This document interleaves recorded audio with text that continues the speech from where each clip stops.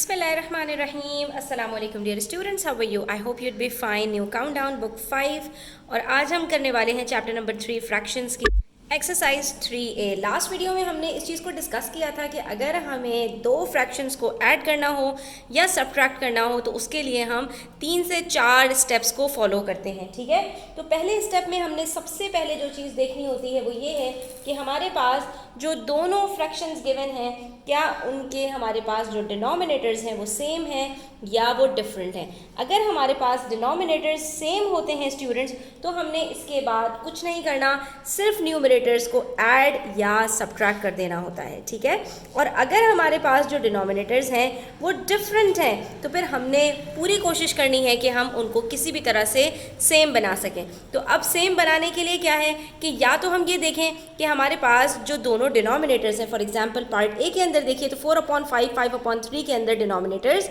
Different है। तो हम यहाँ पर ये कोशिश करेंगे, देखेंगे कि क्या एक नंबर दूसरे नंबर का फैक्टर और दूसरा पहले नंबर का मल्टीपल है या नहीं, यानी 5 3 के टेबल में या 3 5 के टेबल में आता है या नहीं। तो यहाँ पर हमारे पास ये स्टेप नंबर 2 भी फेल हो जाता है। तो अब हम जाएंगे थर्ड स्टेप की तरफ। अगर दोनों एक दूसरे के टेबल में नहीं आते तो हमने क्या करना है, सिंपली इन दोनों को एक दूसरे से मल्टीप्लाई कर देना है।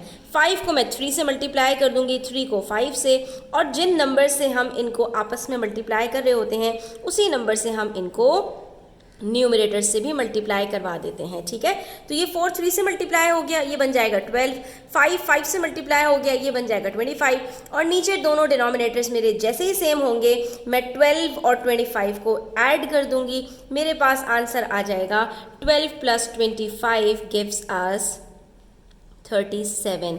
और नीचे मेरे पास 5 15 और 15 दोनों डिनोमिनेटर सेम हो चुके हैं तो ये मेरे पास बन जाएगा 37/15। लेकिन यहाँ पर हमारा क्वेश्चन कंप्लीट नहीं होता। जब भी आपका आंसर आता है स्टूडेंट्स तो आपने ये देखना है कि क्या ये प्रॉपर फ्रैक्शन है या इम्प्रॉपर फ्रैक्शन है। अगर ये इम्प्रॉपर फ्रैक्शन है, यानी अगर आपका न्यूमरेटर ग्रेटर है आपके डिनोमिनेटर से, तो अब आपने क्या करना है, इसको फ्रैक्शन में रखना है और देखना है कि आपके पास यहाँ पर कोशेंट और रिमाइंडर क्या आते हैं। ठीक है, तो 15 2s are 30 होता है। अब मेरे पास यहाँ पर 7 रिमाइंडर बचा, तो मेरा जो रिमाइंडर होगा वो मेरे पास आ जाएगा न्यूमरेटर में, मेरा डिनोमिनेटर 15 ही रहेगा, और जो मेरा कोशेंट है ये मेरा होल नंबर बन जाएगा। तो मेरा आंसर यहाँ पर क्या आएगा, 2 होल 7/15। लेकिन पार्ट बी में देखिए हमारे पास बड़ी आसानी हुई भी है कि हमने जब पहले स्टेप में देखा तो डिनोमिनेटर्स डिफरेंट थे, लेकिन 11 22 का फैक्टर है, 22 इज डिविजिबल बाय 11, 22 मल्टीपल है 11 का। हम सिंपली यहाँ पर अगर 11 को 2 से मल्टीप्लाई कर दें तो ये 22 बन जाएगा। तो यहाँ पर मुझे दोनों को एक दूसरे से मल्टीप्लाई करने की ज़रूरत नहीं है। क्यों? क्योंकि यहाँ पर मैं सिर्फ 11 को 2 से मल्टीप्लाई करूँगी, वो 22 बन जाएगा। लेकिन हम अकेले डिनोमिनेटर को किसी नंबर से मल्टीप्लाई नहीं करते, जिस नंबर से डिनोमिनेटर को करेंगे उससे न्यूमरेटर को भी करेंगे। तो ये क्या बन जाएगा, 8 2s are 16/22। डिनोमिनेटर सेम हो गए, न्यूमरेटर्स को हम सब्ट्रैक्ट कर देंगे, बीच में माइनस का साइन है, 16 - 3 मेरे पास आंसर आ जाएगा 13/22। अब क्या है, जब आंसर आता है तो हम लास्ट स्टेप में चेक करते हैं प्रॉपर फ्रैक्शन है प्रॉपर, तो ये प्रॉपर फ्रैक्शन है, न्यूमरेटर स्मॉलर है, तो बस ये हमारा आंसर हो गया। उसके बाद हमसे कह रहे हैं 6/5 में मैं क्या ऐड करूं कि मेरे पास 21/10 आ जाए। तो बच्चों इसके लिए आपको एक रूल याद रखना पड़ेगा कि जब हम दो नंबर्स को ऐड करते हैं तो जो हमारे पास आंसर आता है ना, इसी आंसर को अपने दोनों नंबर्स से जिनसे आपने ऐड किया था, जिनको आपस में, तो 5 को मैं 3 से सब्ट्रैक्ट कर दूं तो मेरे पास 2 वापस आ जाएगा, 5 को 2 से सब्ट्रैक्ट कर दूं तो मेरे पास 3 वापस आ जाएगा। तो इसलिए अगर आपके पास दो नंबर्स के सम का टोटल मौजूद है और जिन दो नंबर्स का सम आपने किया है उसमें से एक नंबर मिसिंग है तो दूसरे को आपने टोटल में से सब्ट्रैक्ट कर देना है। तो यहाँ पर भी हमारे पास दो नंबर्स का सम 21/10 आया है। उन दो नंबर्स में से एक हमारे पास मौजूद है, दूसरा मिसिंग है, तो हम सिंपली क्या करेंगे, 21/10 में से 6/5 को सब्ट्रैक्ट कर देंगे। तो ये देख लीजिए हमारे पास ये बन गया।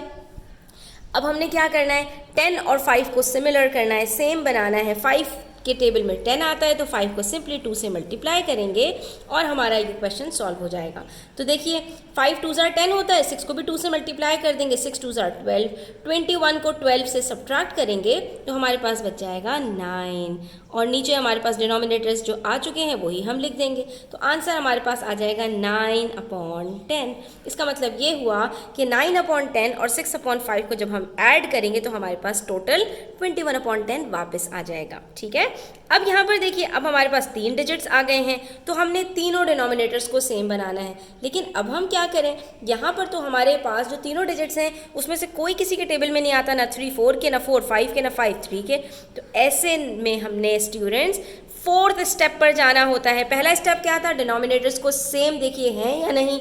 अगर सेम नहीं है तो उनको देखिए कि एक दूसरे के मल्टीपल और फैक्टर हैं या नहीं, वो भी नहीं है तो फिर एक दूसरे से मल्टीप्लाई कर दीजिए। और अगर एक दूसरे से मल्टीप्लाई भी नहीं कर सकते, 2 से ज़्यादा नंबर्स हैं, तो 4th स्टेप में आपने क्या करना है, इनका LCM ले लेना है। ठीक है, तो LCM क्या आएगा, तीनों अलग अलग नंबर्स हैं, 3 1 3 और उसके बाद बचा 4 1 4, फिर बचा हमारे पास 5 1 5। जब तक 1 नहीं आ जाते तब तक LCM कंप्लीट नहीं होता। ये जो आपके पास फैक्टर्स आए हैं ये आपका LCM हो जाएगा। इन तीनों को मल्टीप्लाई कीजिए, 3 4 ज़ार 12, 12 5 ज़ार 60। तो इसका मतलब है मेरा जब LCM 60 आया है तो मुझे इन तीनों नंबर्स को 60 में कन्वर्ट करना होगा। तो 60 3 के टेबल में कब आता है, 3 को 20 से मल्टीप्लाई कर दूँ, 4 को मैं मल्टीप्लाई कर दूँ किससे, 15 से, और 5 को मैं मल्टीप्लाई कर दूं सिंपल 12 से, तो मेरे पास यहाँ पर ये तीनों नंबर 60 बन जाएंगे। 3 20 ज़ा 60, 4 15 ज़ा 60 और 5 12 ज़ा 60। अब तीनों को सिर्फ मल्टीप्लाई नहीं करना बल्कि ऊपर वाले नंबर्स को भी हमने मल्टीप्लाई करना है। तो 2 को 20 से मल्टीप्लाई करेंगे, 3 को 15 से और 1 को 12 से, सिंपल। ठीक है, अब तीनों नंबर्स को जब हम मल्टीप्लाई करेंगे नीचे के तीनों नंबर्स हमारे पास सेम हो जाएंगे, 60 60 60। ऊपर वाले नंबर्स को हमने तीनों को आपस में ऐड कर लेना है। 2 20 ज़ार 40, 3 15 ज़ार 45, 1 12 ज़ार 12। अब इन तीनों को हम जब प्लस करेंगे तो 40 + 40 + 10 90 होता है, 5 + 2 7, तो आंसर आ जाएगा 97/60। लेकिन वही बात है कि यहाँ पर हमारे पास जो आंसर आया है ये स्टूडेंट्स इम्प्रॉपर फ्रैक्शन है। तो अब हम क्या करेंगे, इसको कन्वर्ट कर देंगे। कैसे कन्वर्ट करेंगे ये देख लीजिए, 97/60। ठीक है, तो 60 को डिवाइड कीजिए, 60 1 ज़ार 60।